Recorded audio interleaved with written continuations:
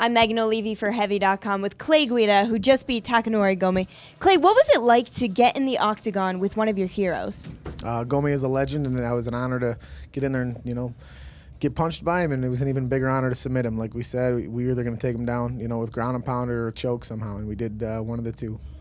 Now, you are known for fighting at a frantic pace, and you had a ton of head movement. Do you think that threw him off and maybe confused him a bit? I could see it in his face. I'm not known for kicking people in the face. I'm not known for, landing a lot of punches, but I know I stung him a couple times. I could see it in his face, kind of how like Kenny did. He kind of like rubs his eyes and blinks real big, and I knew I rung his bell, and he tagged me pretty good in the second, but we kept throwing that overhand and that jab, which I knew was going to open up that head kick, which we landed a couple times, and then from there just opened up my wrestling, which is our bread and butter, with leads into our submissions and ground and pound.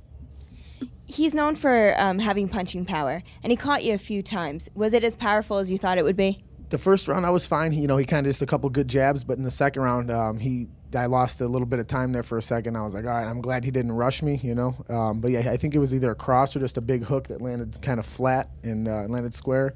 Rung my bell, but I knew not to get caught up in trading with him, and that was our game plan. Head movement, don't trade with him, secure a takedown, and that's what won the fight. Yeah, it definitely did win it for you.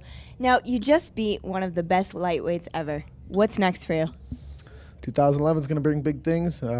Whatever Joe Silva and Dana White, we don't turn down fights, but we want to be very selective in who we fight, just because this is it's a short career, and we want to fight who's going to put us in line for a title contention. So I'm not calling anyone out. I just want to fight the next best guy out there that fits our style. I know you're not calling anyone out, but how many fights do you think it should take you till you can be that #1 contender? Only time will tell. I think, end of 2011, I think we'll be right there at the top, definitely top 3 or 4. So I'd say a couple of more victories. We got 3 submissions in a row now.